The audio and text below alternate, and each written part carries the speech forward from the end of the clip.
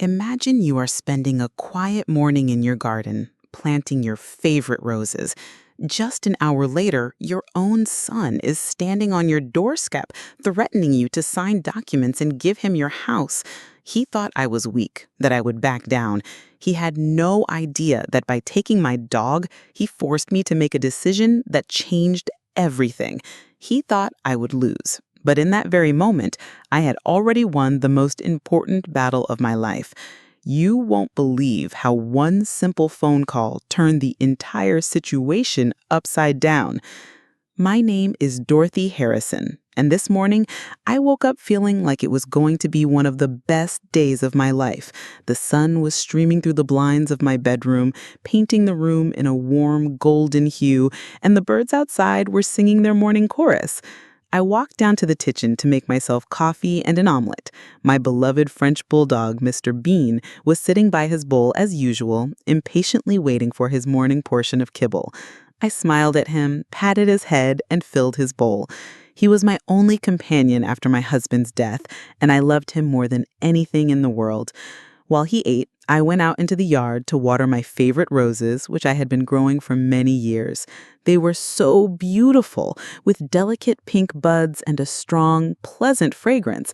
This was my little morning ritual that brought me peace and joy. My house, my roses, and Mr. Bean. That was all I had, and I was happy. Life in suburban Kansas City was quiet and measured, and I cherished every minute of it.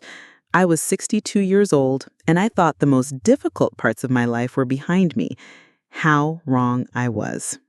Suddenly, I heard a loud, shrill yelp coming from the house. It was Mr. Bean. His yelp was not like his usual ones. It was filled with panic and fear. I dropped the watering can and rushed inside.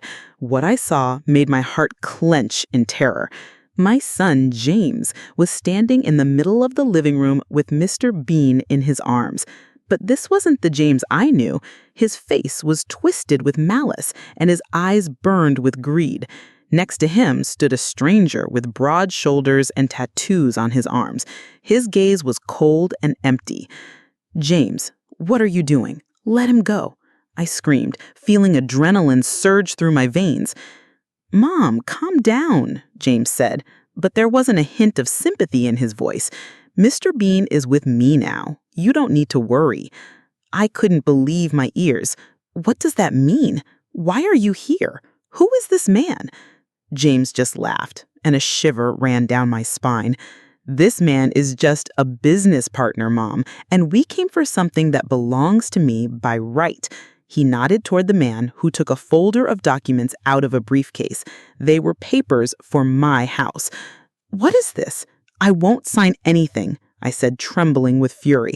I couldn't believe my own son would do this to me. "You will sign if you want your beloved dog to be safe," James said, squeezing Mr. Bean. The dog whined pitifully, and I felt my heart breaking into a million pieces. "This is blackmail. How can you do this to your own mother?" "Please don't do this, James. He's my family." I felt tears welling up in my eyes. "Family isn't what I see, Mom. All I see is money. Your house is worth a fortune, and I deserve to have it. You've had everything, and I have nothing. I should have been born into wealth. You've lived in this house for too long." I looked at James and realized that this was not my son. It was a monster that had grown up in my family, and now he wanted to take everything I had, including my beloved dog. I had to do something. I was alone, and these two men seemed very dangerous. I couldn't let them take Mr. Bean. James put Mr. Bean down, and he immediately ran to me, whining and wagging his tail. I hugged him, holding him close. He was safe, but only for a moment. "Mom, sign the documents, and we'll leave," James said, never taking his eyes off me. I grabbed Mr. Bean and hid him behind my back. "I won't sign anything. Get out of my house, right now." James took a step forward, and the stranger pulled out a phone and started filming us. "Don't touch me! Get out of my house!" I screamed. "You'll regret this, Mom. You really will." He turned to his friend. "Let's go. We'll get her later."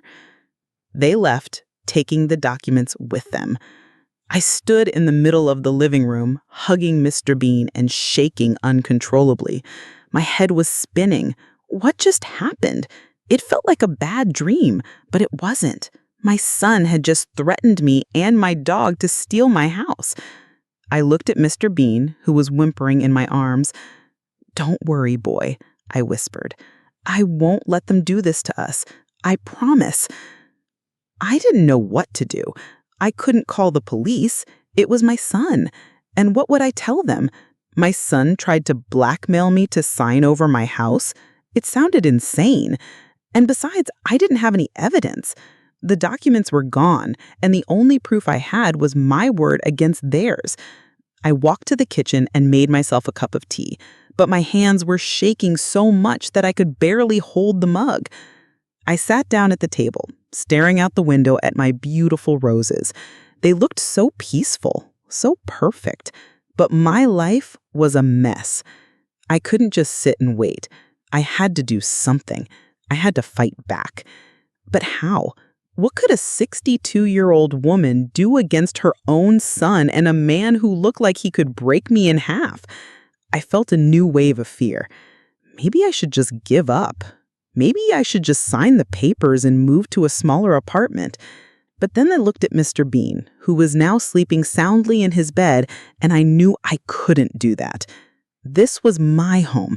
This was his home, and I would not let them take it from us. I was not a fighter. I was a retired kindergarten teacher. My biggest problem before today was whether to plant hydrangeas of petunias in my garden. But now I was in the middle of a war, and I was all alone. I can't believe this is happening. Am I really going to fight my own son? Will I have the strength to stand up to him and that scary-looking man? What happens if they come back and I'm not ready? I can't just sit here and do nothing. But what can I do? And what kind of lawyer would take on a case like this? I have so many questions, and I don't have a single answer. Don't go anywhere. You won't want to miss what happens next. The stakes are getting higher, and I have a feeling my son has no idea what he's in for. The receiver in my hand felt impossibly heavy. The dial tone buzzed in my ear, a monotonous hum that seemed to mock my desperation. Richard Stone had hung up. He didn't believe me. He just told me to call the police. But I couldn't. I just couldn't. My son, the boy I raised, was now a monster, and I was so alone. I hung up the phone and slumped into the chair, tears finally falling, hot and stinging down my cheeks. My shoulders shook with silent sobs. For the first time since my husband passed, I felt truly, utterly alone. The tears felt like a confession of my helplessness, a surrender. But a part of me, a small, stubborn part, refused to give in. I sat there for a long time, watching the last of the sunlight fade from the window, and I knew I had to find another way. I wasn't going to let James win. This house was my sanctuary. It held the memories of my life with Robert, of raising James. And Mr. Bean was my last link to a life that was happy and whole. I had to fight for them both. I dried my tears and straightened my back. My husband always said I was a quiet warrior. "You're a gentle soul, Dorothy, but you've got a spine of steel when it matters." I took a deep breath. It was time to find out if he was right. I grabbed the phone book again, and this time, I didn't just look for a lawyer. I looked for a lawyer who advertised differently, someone who seemed to care about people, not just cases. My eyes landed on a small ad tucked away at the bottom of a page. It was a single line of text.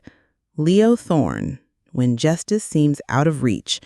No fancy logos, no big promises, just that one simple sentence. Something about it resonated with me. I dialed the number. A gruff voice answered. "Thorne." "Hello, Mr. Thorne," I said, my voice still a bit shaky. My name is Dorothy Harrison. I was told you're the best at difficult situations." I didn't want to sound like a lunatic, but I had to get his attention. "That depends on the situation, ma'am. My time isn't free." His voice was blunt, almost rude, but there was a hint of something else, something that told me he'd heard it all before and wasn't easily impressed. I took a deep breath. My son tried to blackmail me. He kidnapped my dog to force me to sign over my house. He came with another man. It was terrifying. I spoke in a rush, getting it all out. There was a long silence on the other end of the line. I thought he was going to hang up, just like the other one. And then he spoke, his voice surprisingly calm now. Your son, you said he kidnapped your dog? Yes, a French bulldog named Mr. Bean. And he wants you to sign over your house. Yes, he says it's rightfully his. But it's not. It's mine. I can't lose it. It's all I have left. My voice cracked on the last words. Another pause, this one longer. Come to my office tomorrow morning at 10. And don't talk to anyone. Not your son, not the police, no one. Do you understand? Yes, I do. Thank you, Mr. Thorne. Thank you so much. Don't thank me yet, Mrs. Harrison. We haven't done anything. Just be here at 10 and bring any documents you have on the house. He hung up. I sat there for a moment, a wave of relief washing over me. I had a meeting. Someone was willing to listen. I wasn't alone anymore. I still felt scared, but now I had a plan. The next morning, I dressed in my best suit, the one I wore to my husband's funeral. It was a quiet statement of my determination. I drove to the address Mr. Thorne had given me. It wasn't a fancy office building downtown. It was a small, dusty building in a quiet part of town with a faded sign that read, Thorne Legal Services. I went inside. The waiting room was empty, and the air was thick with the smell of old paper and coffee. A woman with a kind face was sitting at the front desk. She smiled at me. You must be Mrs. Harrison. Mr. Thorne is expecting you. Go right in. The office was a mess. Piles of files were stacked precariously on every surface, and the walls were lined with bookshelves overflowing with law books. In the middle of it all sat Leo Thorne. He was a man in his late 50s, with a mop of graying hair and kind, tired eyes that seemed to have seen too much. He was wearing a rumpled suit, and he had a coffee mug in his hand. He gestured to the chair opposite his desk. Mrs. Harrison, please have a seat. I sat down, and for the next hour, I told him everything. From the morning ritual with my roses to the moment I saw James with Mr. Bean in his arms. I told him about James's greed, his anger, and the threat. I didn't hide a single detail, and to my surprise, he just listened, his eyes never leaving my face.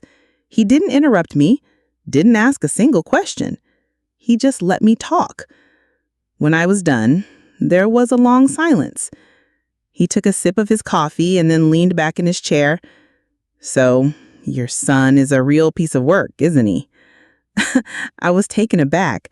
I expected him to be professional, to talk about legal matters. But he spoke to me like a real person. Yes, he is. I don't know what happened to him, Mr. Thorne. He was a good boy. Some people are just rotten to the core, Mrs. Harrison. Doesn't matter how you raise them. Now, let's talk about the house. Do you have the title? Any deeds?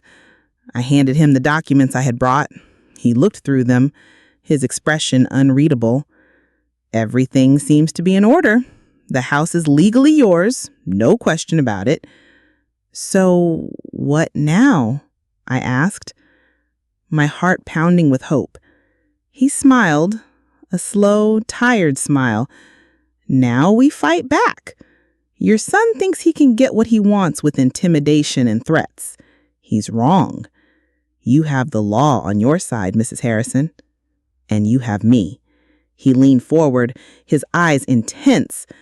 He made a mistake. A big one. He threatened to harm your dog. That's a felony, Mrs. Harrison. And he didn't know who your lawyer was. He didn't know who I am. My heart skipped a beat. Who are you, Mr. Thorne? He looked at me, a glimmer of something I couldn't place in his eyes.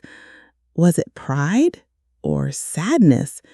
He just said, "Let's just say James won't be messing with you anymore. Now, go home and hug your dog, and don't answer the door for anyone but the police. I'll handle the rest." I left his office with a sense of purpose I hadn't felt in years. I wasn't scared anymore. I was ready. I went home and hugged Mr. Bean so tightly that he squeaked in protest. The sun was shining on my roses again, and for the first time in a long time, I felt like everything was going to be all right. But I had a feeling that this was just the beginning. I had a feeling that James was not going to give up without a fight. And I had a feeling that Leo Thorne was more than just a simple lawyer. I was right. All three of my feelings would be confirmed in the coming weeks. The battle for my home was just starting. I'm not sure what's happening, but I feel a sense of calm that I haven't felt since this whole mess has started. I found a lawyer who seems to understand and believe me. I don't know who he is, but he seems confident, and that's enough for me. My son thinks he can win this, but I have a feeling he's about to be in for the shock of his life. I don't know what to expect, but I'm ready for anything. I'm not going to be a victim. I'm a fighter. Don't go anywhere. You won't want to miss what happens next. The stakes are getting even higher, and I have a feeling my son has no idea what he's in for. For the next 2 days, I lived in a state of suspended animation. The fear was still there, a low hum beneath the surface of my consciousness, but it was now tempered by a surprising sense of hope. I watered my roses, made my coffee, and walked Mr. Bean around the neighborhood. But this time, I kept a constant lookout. Every car that slowed down on my street made my heart jump. Every knock on the door sent a jolt of adrenaline through me. Mr. Bean, sensing my anxiety, stuck to my side like glue. He slept by my bed, and when I was in the kitchen, he was right there, his little snores a comforting rhythm in the quiet house. I hadn't heard from James, and I hadn't heard from Mr. Thorne. The silence was both a comfort and a source of dread. I wanted to hear from my lawyer, but I also dreaded what news he might have. On the third day, as I was sitting on my porch enjoying the morning sun and a fresh cup of tea, I saw a car pull up. It wasn't James's car. It was a sleek black SUV I didn't recognize. The man from James's last visit, the one with the tattoos, got out. My blood ran cold. He had a stern and passive look on his face as he walked toward my house. I quickly picked up Mr. Bean, and before he could reach the door, I ran inside and locked it. My hands were shaking so hard that I could barely turn the lock. I looked out the window. The man walked up to my front door, knocked once, twice, and then started rattling the doorknob. "Mrs. Harrison, I know you're in there," he bellowed. "James told me to tell you that he's not messing around. You're going to sign those papers or things are going to get ugly." My heart was pounding in my chest. He was going to break in. I was alone. I fumbled for my phone, my fingers trembling so much that I could barely dial the numbers. I called Leo Thorne. It rang once, and he picked up. "Mrs. Harrison, I was just about to call you. He's there, isn't he?" His voice was calm, almost bored. Yes, he is. The tattooed man. He's at my front door. He's trying to get in," I shouted into the phone, my voice cracking with fear.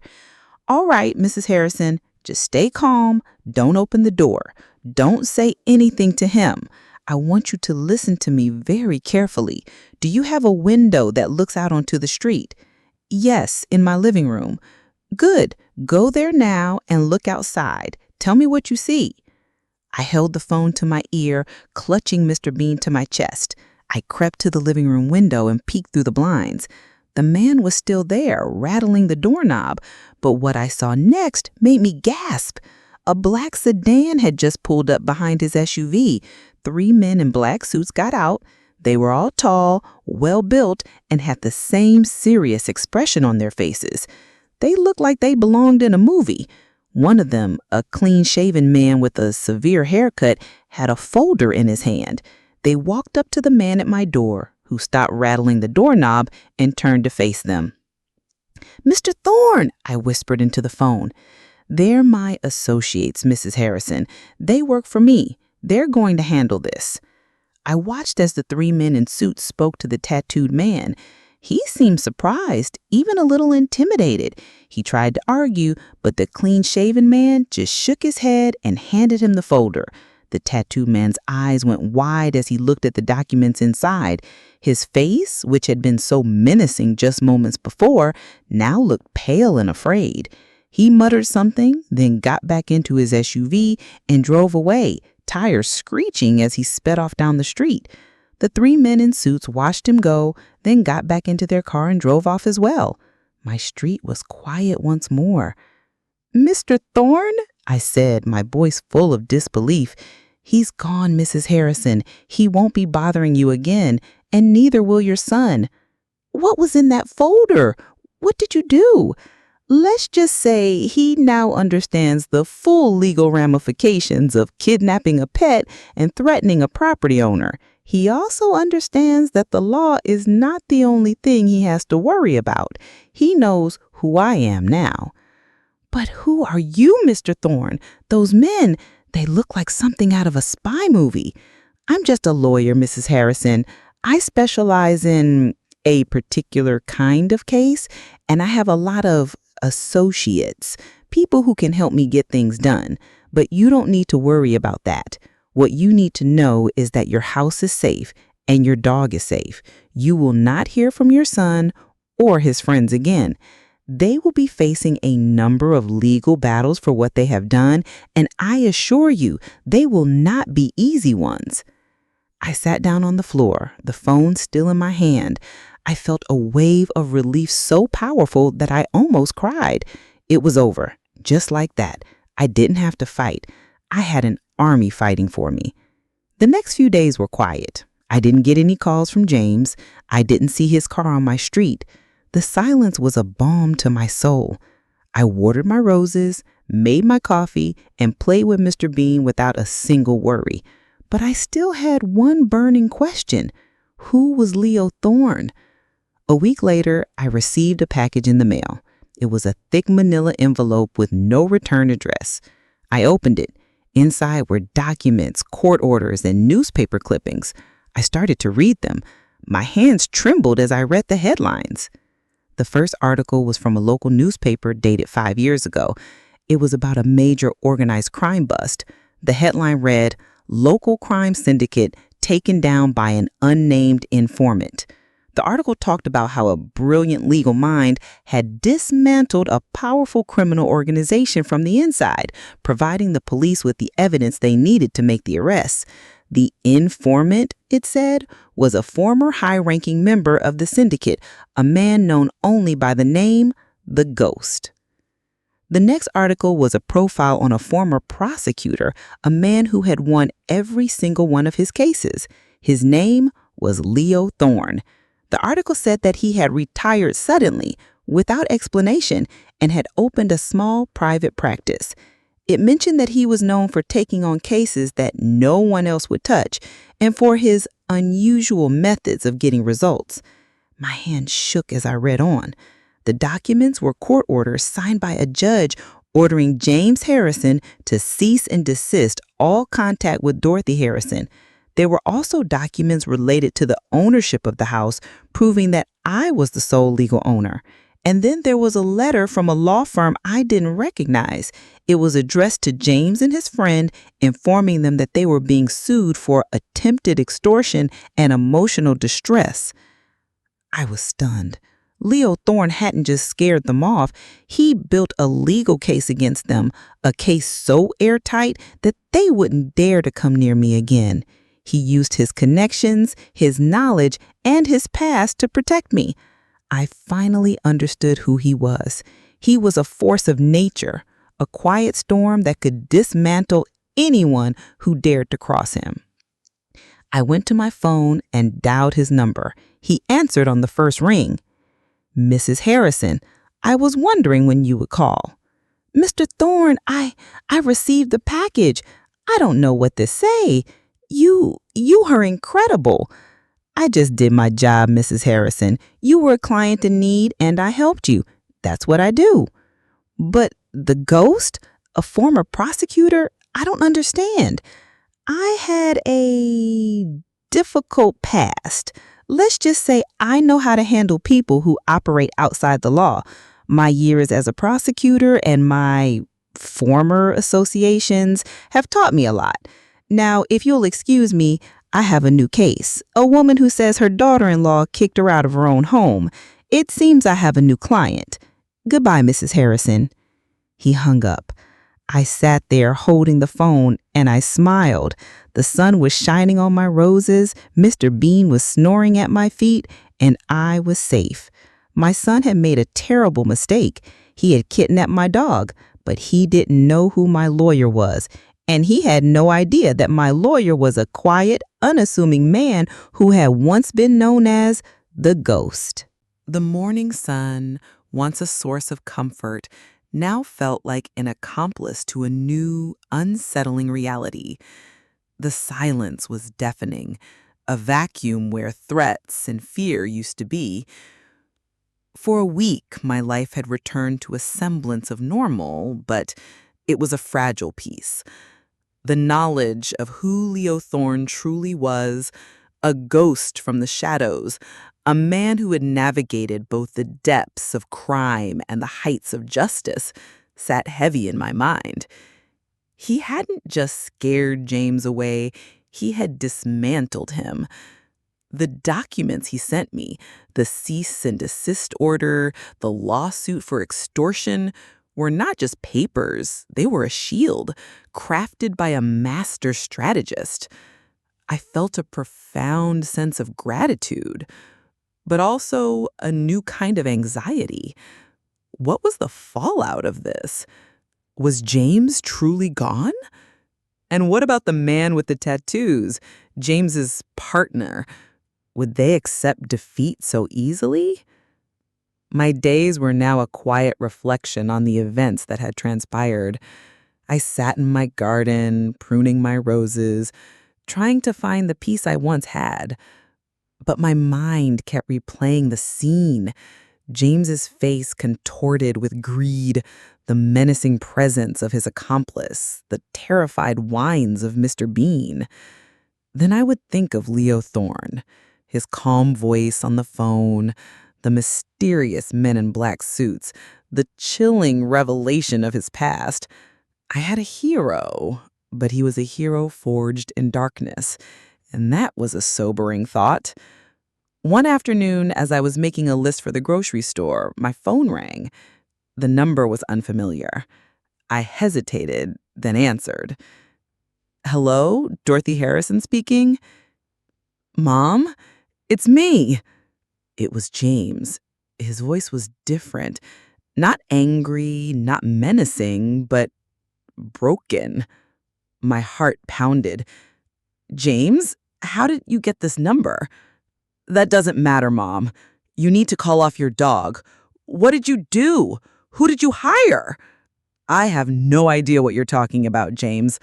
I lied, trying to sound as innocent as possible, my mind racing. Had he already faced the consequences of Thorne's actions? Don't play dumb. I'm getting sued for everything I have. That lawyer of yours, Thorne, he's an animal. He has me dead to rights, and now I can't find a single lawyer in the city who will take my case. They all say the same thing. You don't want to mess with Thorne. He was almost sobbing now. The anger was gone, replaced by pure, unadulterated fear. A sense of cold satisfaction spread through me. This was the man who had tried to blackmail me, who had threatened to hurt my dog. And now he was scared. That sounds like a personal problem, James. You shouldn't have come after my house. You shouldn't have kidnapped my dog. Mom, please. He said he's going to make sure I never work again. He's going to make my life a living hell. He knows everything about me.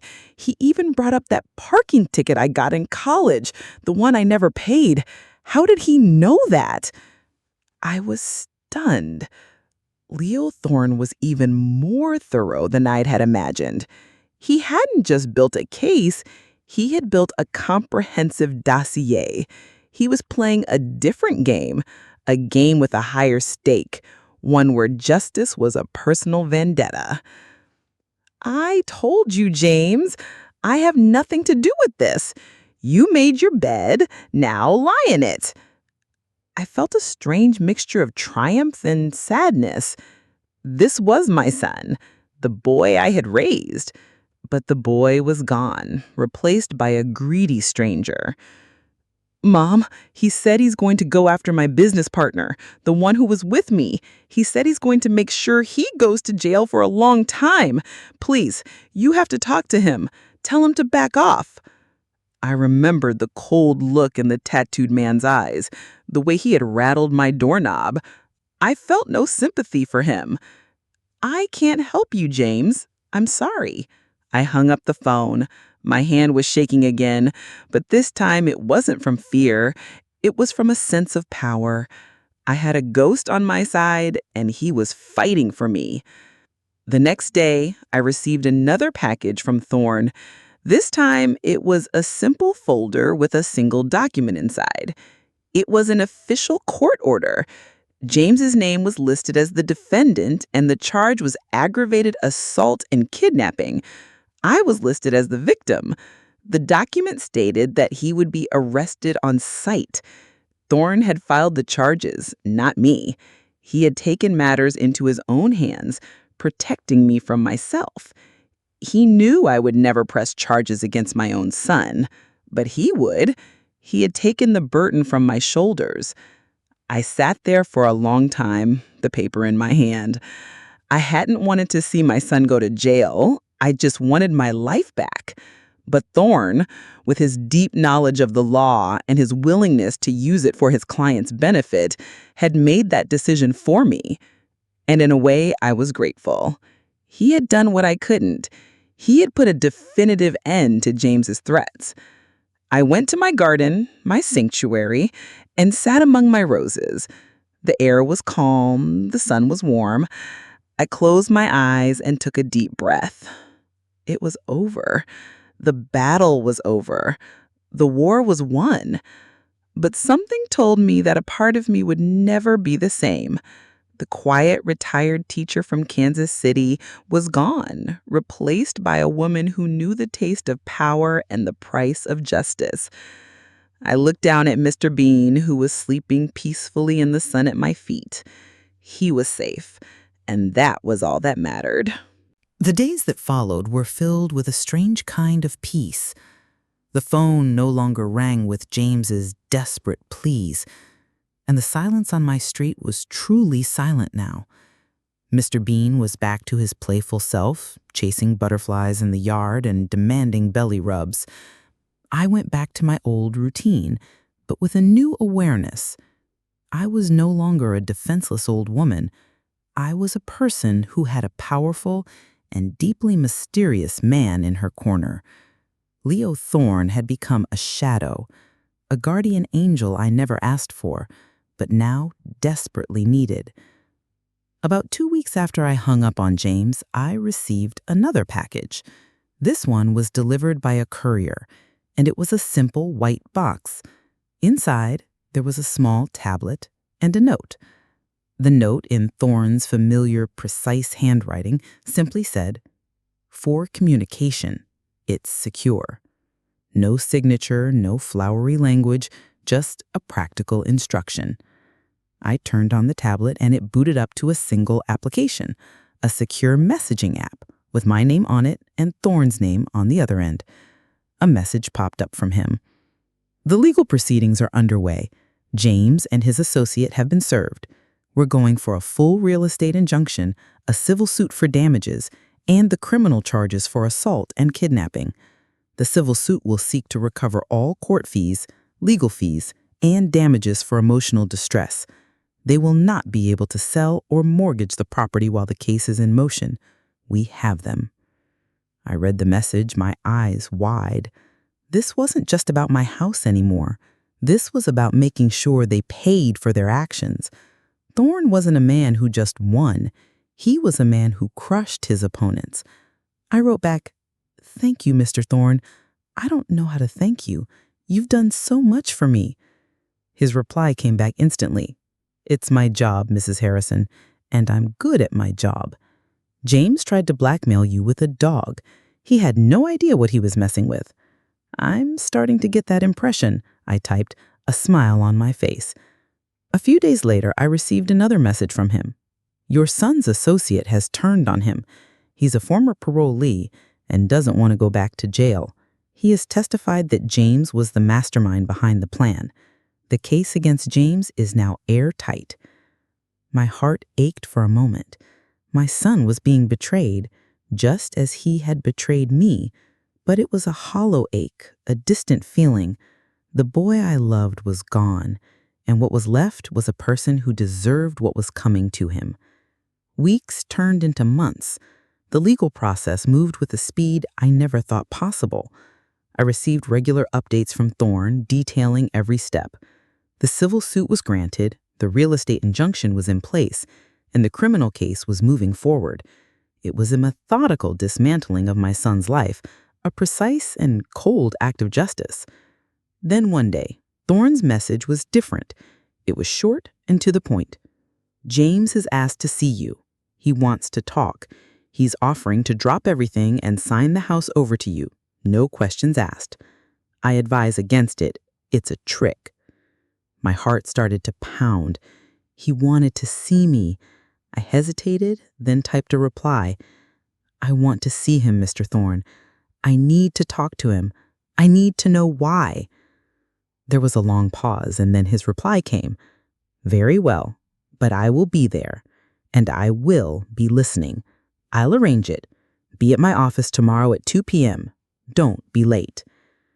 I sat there, the tablet in my hand, my heart pounding. I was going to see my son, the boy I had raised, the monster who had tried to ruin me. I was terrified, but I had to do it.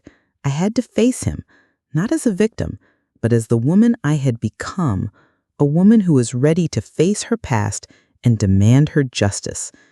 I had a feeling this meeting would be the most difficult thing I had ever done, but I also knew I had a ghost by my side, and with him, I felt like I could do anything. "I'm ready. I'm going to see my son. I'm scared, but I know I have to do it. I have to look him in the eye and demand to know why he did this. I know he's going to try to manipulate me, but I'm not a victim anymore. I'm a fighter. I have Thorne on my side, and I know he won't let anything happen to me. But I can't help but wonder, what will I say to him? And what will he say to me? This is the final showdown, and I have a feeling it's not going to be pretty." The air in Leo Thorne's office was heavy, charged with a tension so thick you could almost taste it.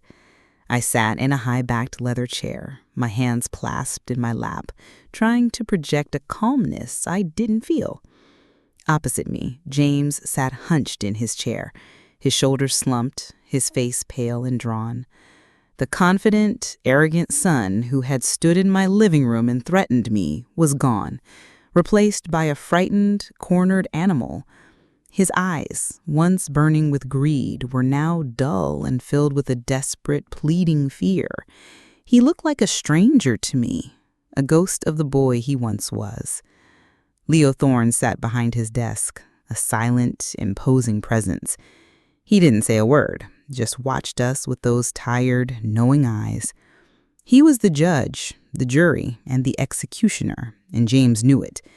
He had a look of utter defeat on his face, as if he knew the game was already over. James finally broke the silence, his voice a hoarse whisper. "Mom, I am so sorry. I messed up. I never meant for it to go this far." The words were hollow, an empty apology. He wasn't sorry for what he had done. He was sorry he had been caught. He was sorry he had lost. "Sorry, James," I said, my voice surprisingly steady. "You tried to blackmail me. You kidnapped my dog. You had a man threaten me. You were going to take my home, the home where you grew up, just so you could have some money? Do you know what that felt like? The betrayal? The fear?" He flinched. I I was just so desperate, Mom. My business was failing. I owed money to the wrong people. I didn't know what to do.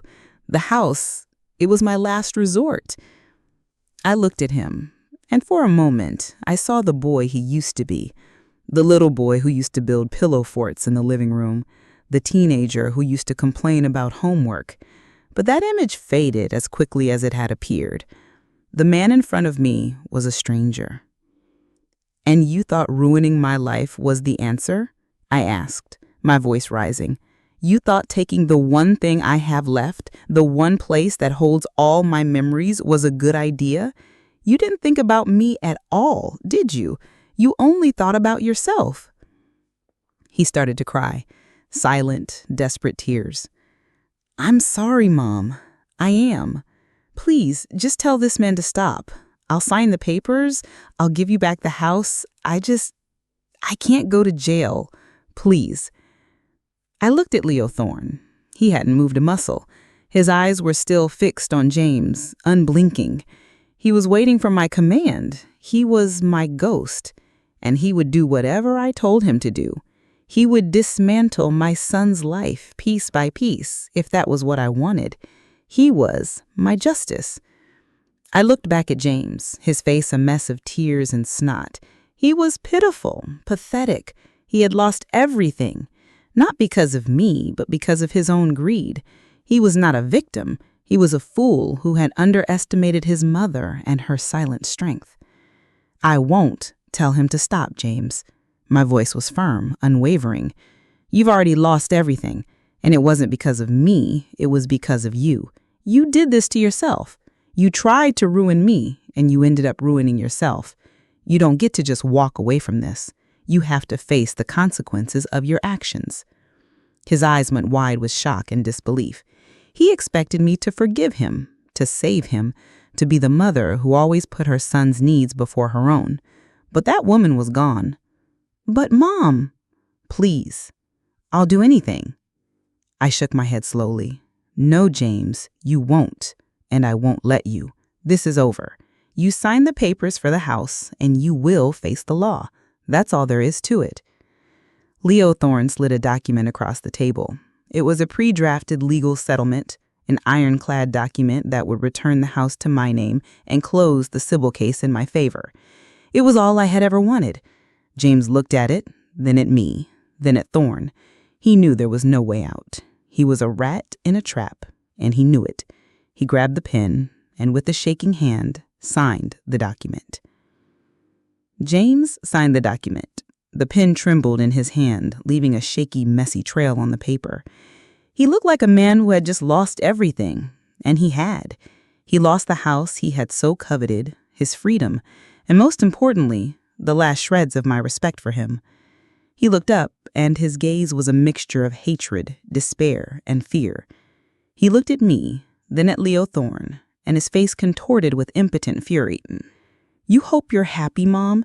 You took everything from me.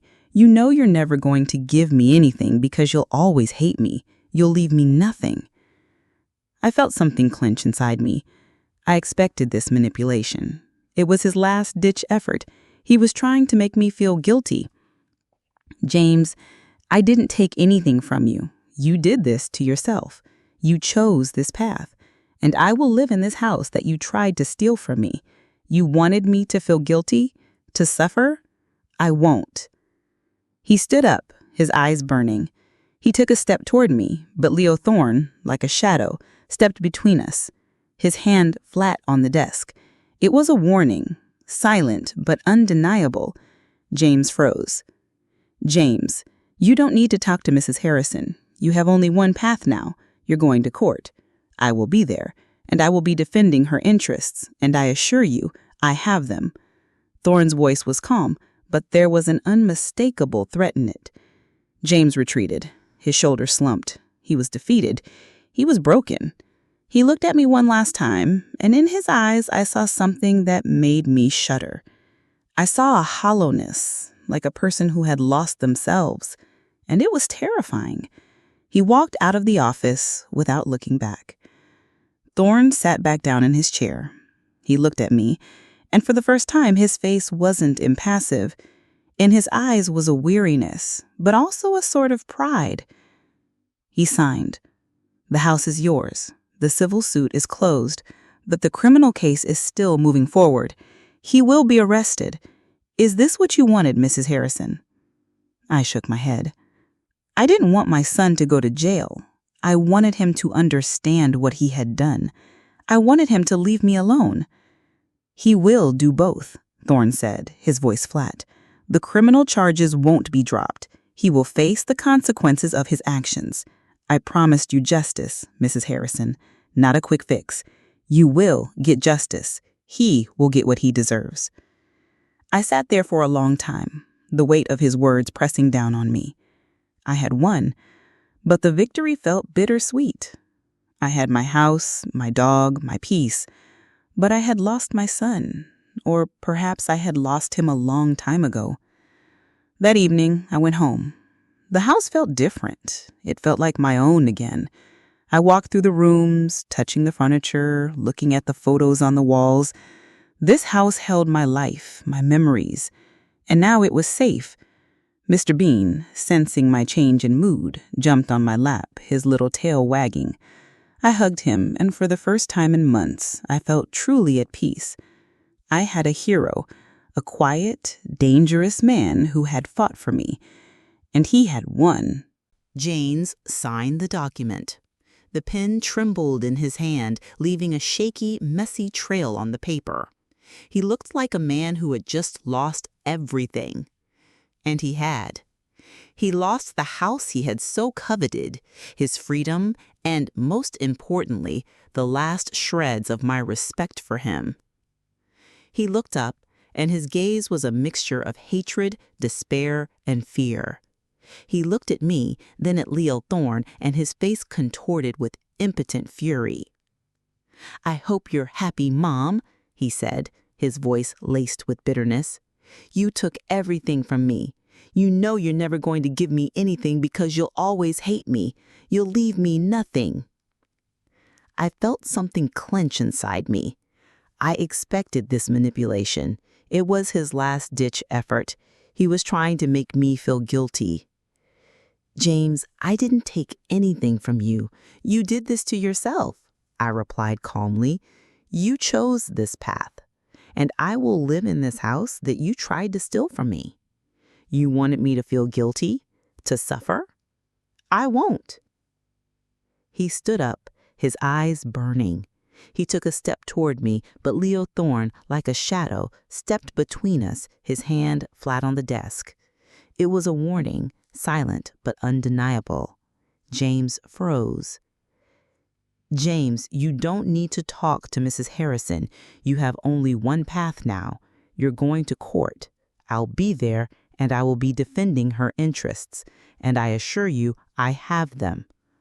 Thorne's voice was calm, but there was an unmistakable threat in it. James retreated, his shoulders slumped. He was defeated. He was broken. He looked at me one last time, and in his eyes I saw not just anger, but something that made me shudder. I saw a hollowness, like a person who had lost themselves, and it was terrifying. He walked out of the office without looking back. Thorne sat back down in his chair. He looked at me, and for the first time his face wasn't impassive. In his eyes was a weariness, but also a sort of pride. He signed. "The house is yours. The civil suit is closed, but the criminal case is still moving forward. He will be arrested. Is this what you wanted, Mrs. Harrison?" I shook my head. I didn't want my son to go to jail. I wanted him to understand what he had done. I wanted him to leave me alone.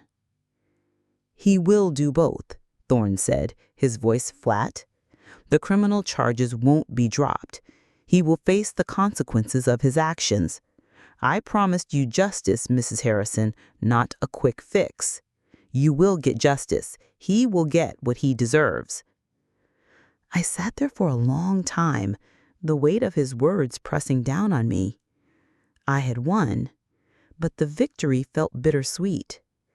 I had my house, my dog, my peace, but I lost my son. Or perhaps I had lost him a long time ago. That evening I went home. The house felt different. It felt like my own again. I walked through the rooms, touching the furniture, looking at the photos on the walls. This house held my life, my memories, and now it was safe. Mr. Bean, sensing my change in mood, jumped on my lap, his little tail wagging. I hugged him, and for the first time in months, I felt truly at peace. I had a hero, a quiet, dangerous man who had fought for me, and he had won.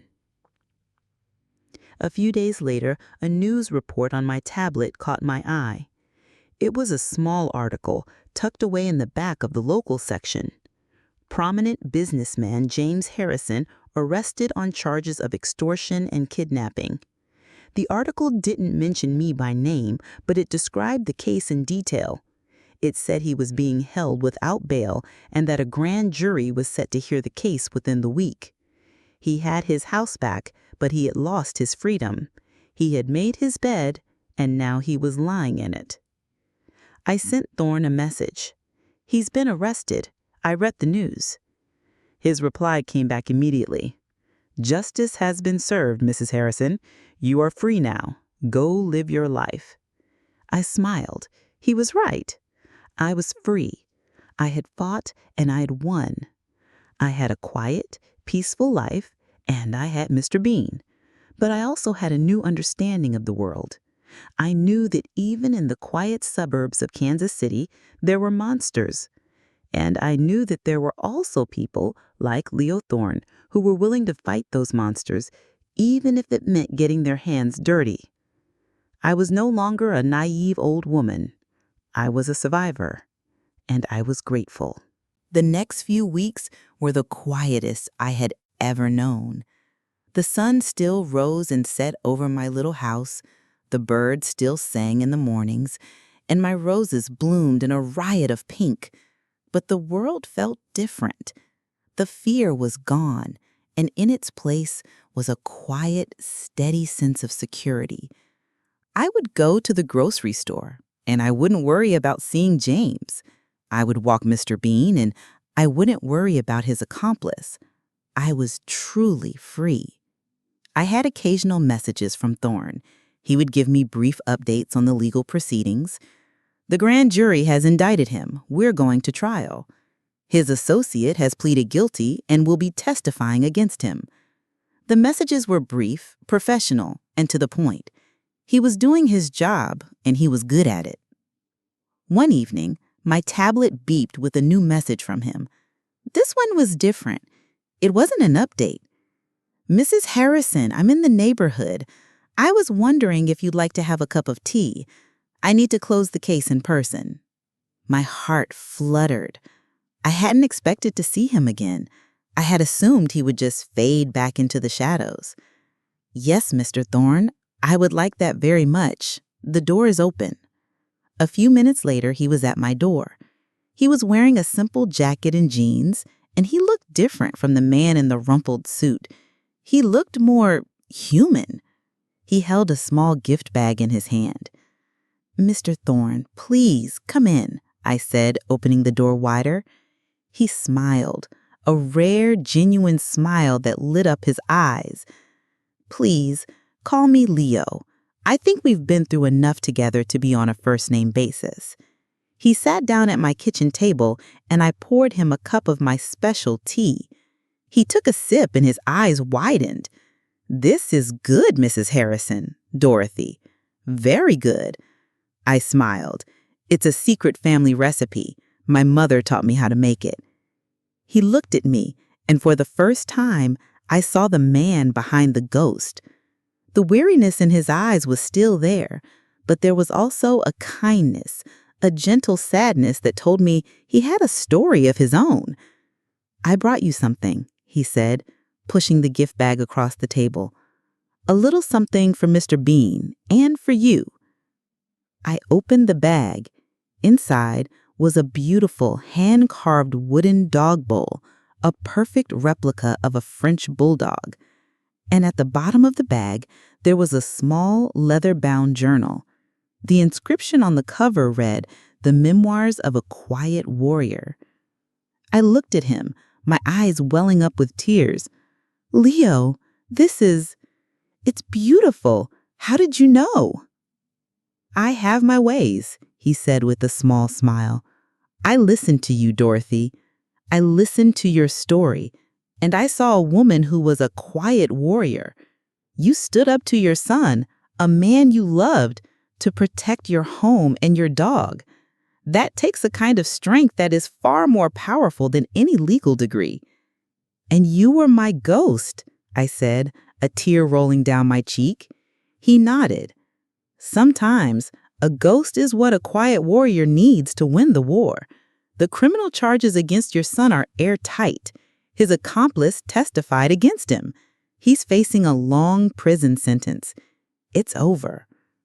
I smiled, a real, genuine smile. The weight was finally gone.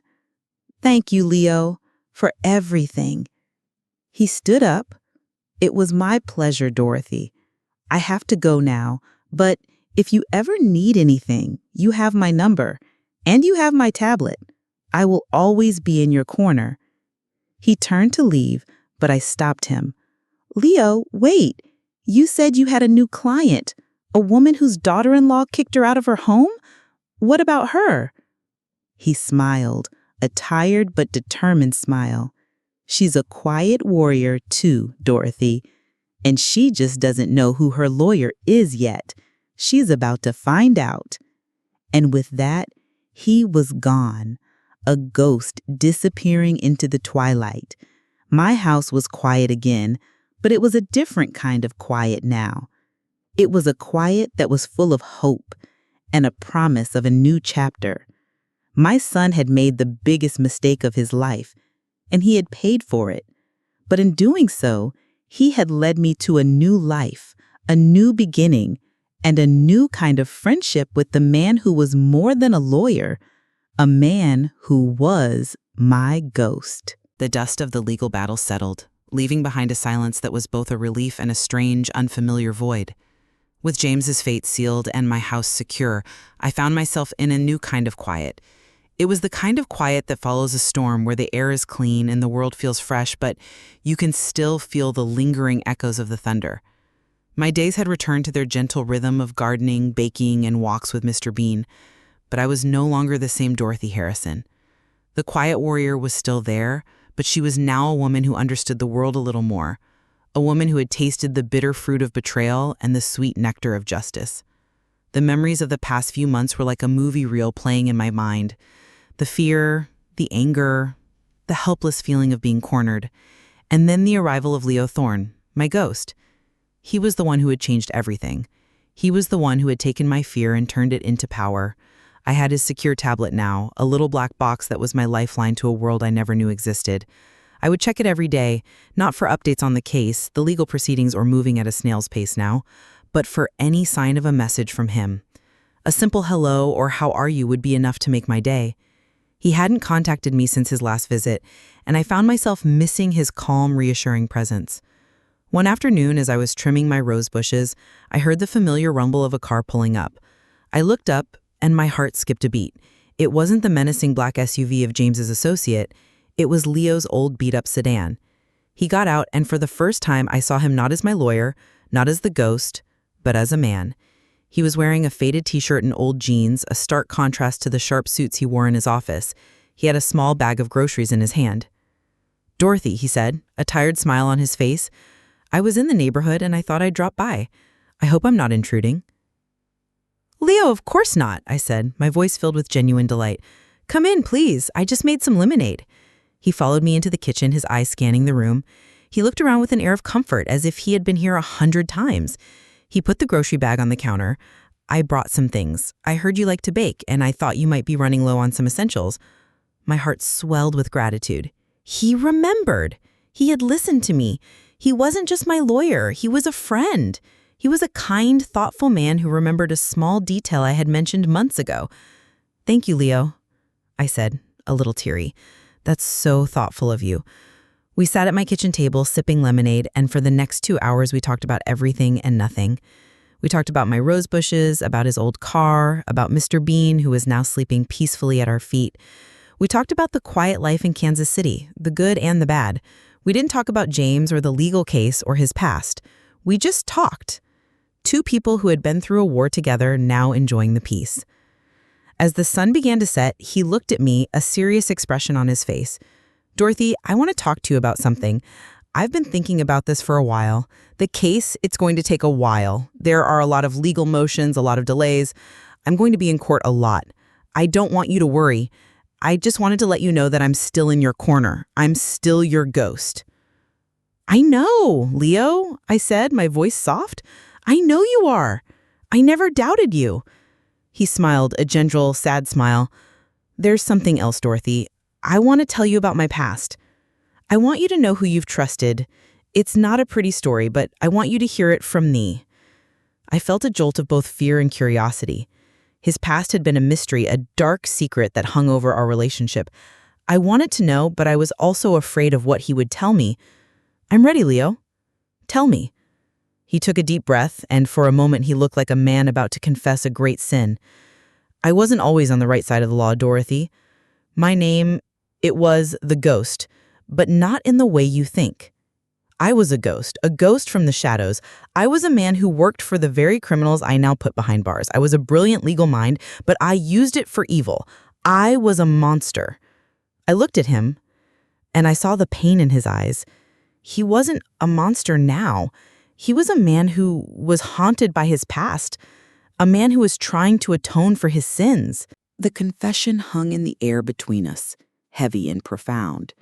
I watched him, a man so powerful, so confident, now reduced to a vulnerable child confessing a terrible sin. "I was an associate for a major criminal syndicate, Dorothy," he continued, his voice barely a whisper. "I was their legal counsel. I found loopholes in the law. I helped them get away with their crimes. I was good at it, so good that they gave me a nickname, the Ghost, because I left no trace, no evidence. I was just a whisper on the wind." I listened, my heart aching for the man in front of me, the man who had used his immense intellect for darkness, who had navigated a world of crime and violence. "Then, one day, one of my cases went wrong," he said, his voice cracking. "A rival syndicate tried to take over. My boss, he tried to kill me. He said I knew too much. I escaped, but I lost everything.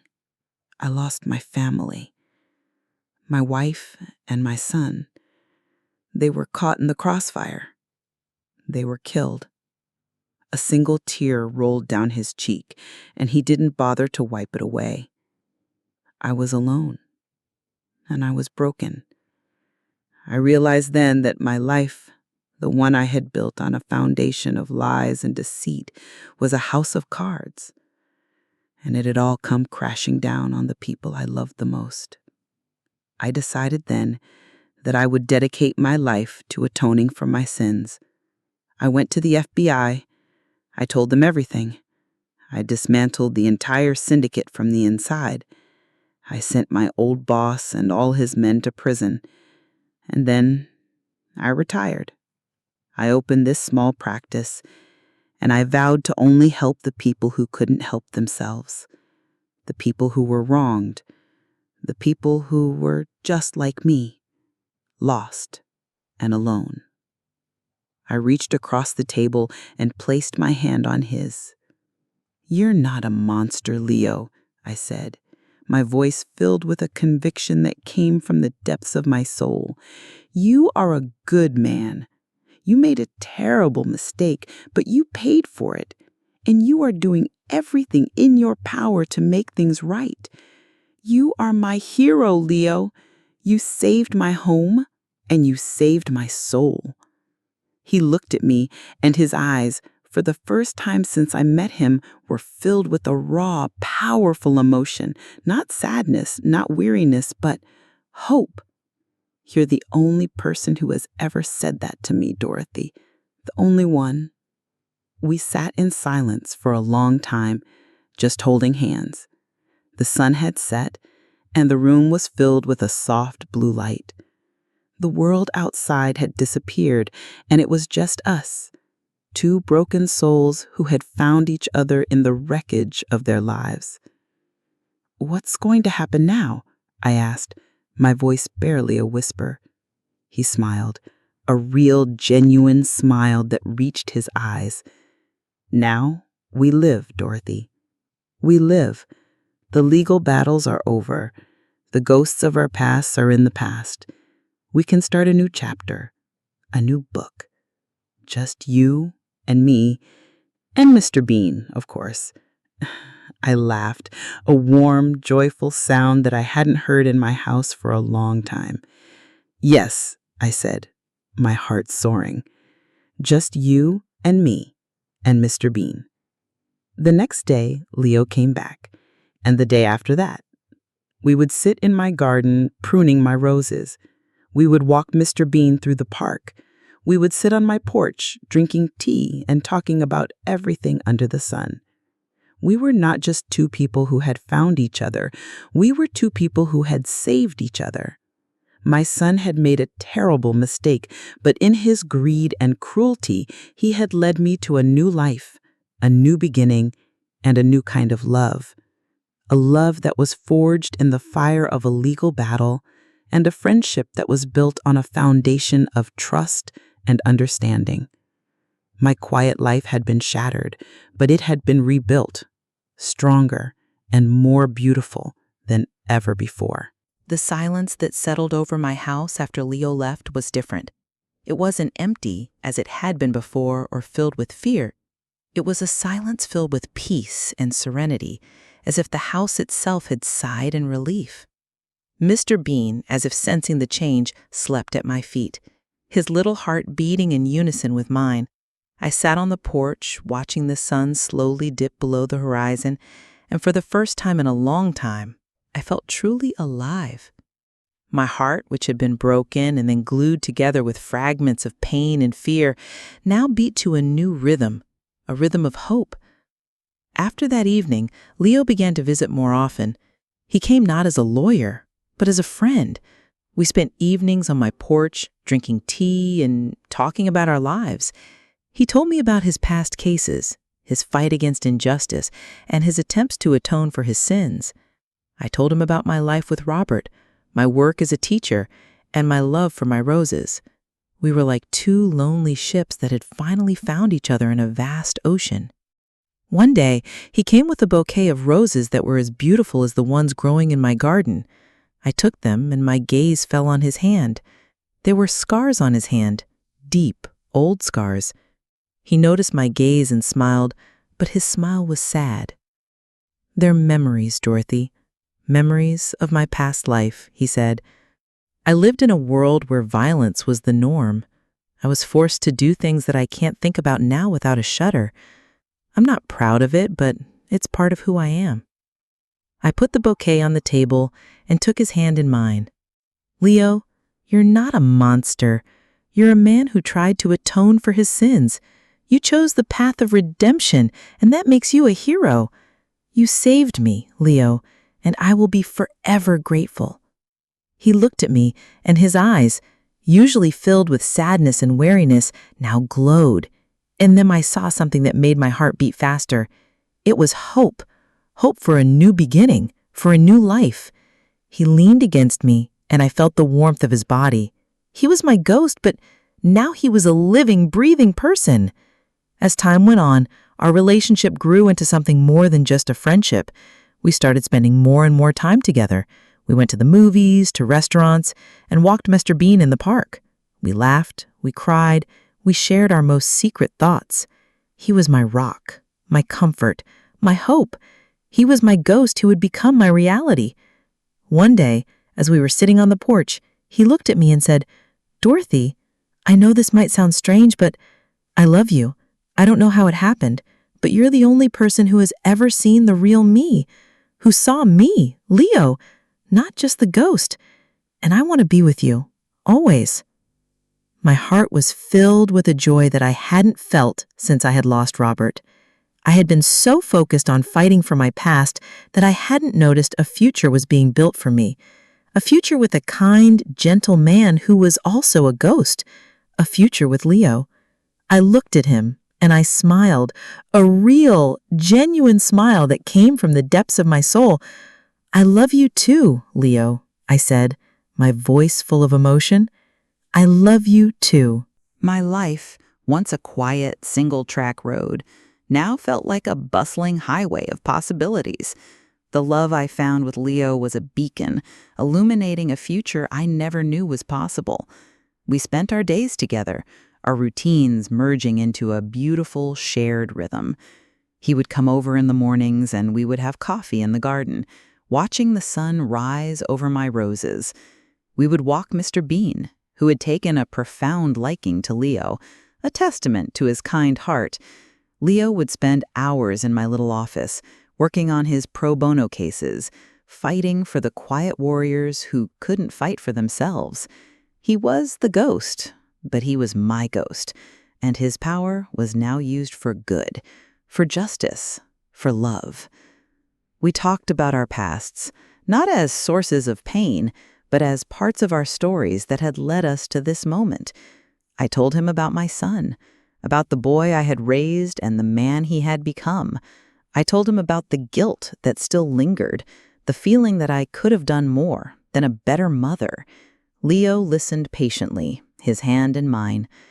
"You did everything you could, Dorothy," he would say. "Some people are just lost. And you were a quiet warrior. You fought for yourself, and you won. You should be proud." His words were a balm to my soul, and with each passing day, the guilt faded, replaced by a quiet sense of peace. He, in turn, told me about his wife and son. He spoke of his love for them, the pain of their loss, and the emptiness that had consumed him.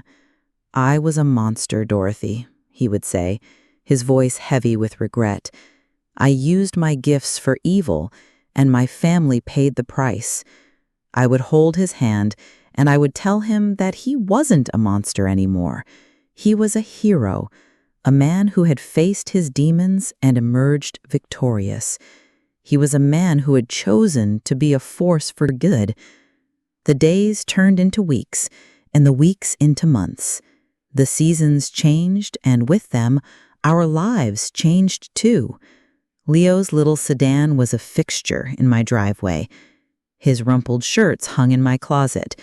My house, which had once been a lonely sanctuary, was now a home filled with love and laughter. Mr. Bean, who was once just my companion, now had a whole family to love him.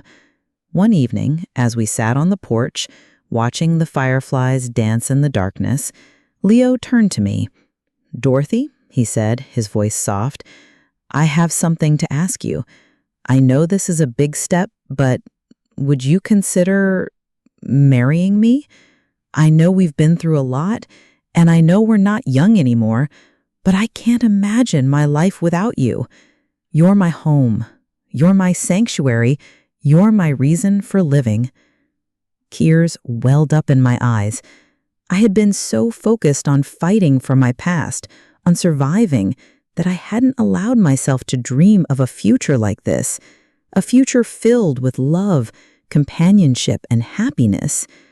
I looked at the man in front of me, the man who had been a ghost, a monster, and a hero, the man who had saved me from my son's greed and my own despair, the man who loved me. I had found my knight in shining armor, but he was not a knight from a fairy tale. He was a quiet, powerful man who had a ghost in his past. "Yes, Leo," I said, my voice filled with emotion. "Yes, I will marry you." We were married a few months later in my garden under the arch of my beautiful roses. It was a small, intimate ceremony with just our closest friends. The judge who had signed the documents was there, and he gave a short, heartfelt speech about the power of love and redemption. Mr. Bean, of course, was there too, wearing a little bow tie. It was a perfect day, a day that marked the end of my quiet, lonely life and the beginning of a new chapter. My son, James, was not at the wedding. He was in jail, serving a 2-year sentence for extortion and kidnapping. He had pleaded guilty, and in the end, he had gotten what he deserved. His accomplice was in jail too, and his business was in ruins. He had tried to ruin me, but in the end, he had only succeeded in ruining himself. I didn't feel a sense of satisfaction in his downfall. I felt a profound sense of sadness. The boy I had raised was gone, and I had lost him forever. But in his place, I had found a new life, a new family, and a new kind of love. My life now is not quiet, but it is filled with a peace that I never thought I would have. I have a husband who loves me, a dog who adores me, and a home that is filled with laughter and joy. I am no longer a quiet warrior. I am a survivor. I am a wife. I am a woman who has found her happily ever after. And I have Leo, my ghost, who turned out to be my knight in shining armor.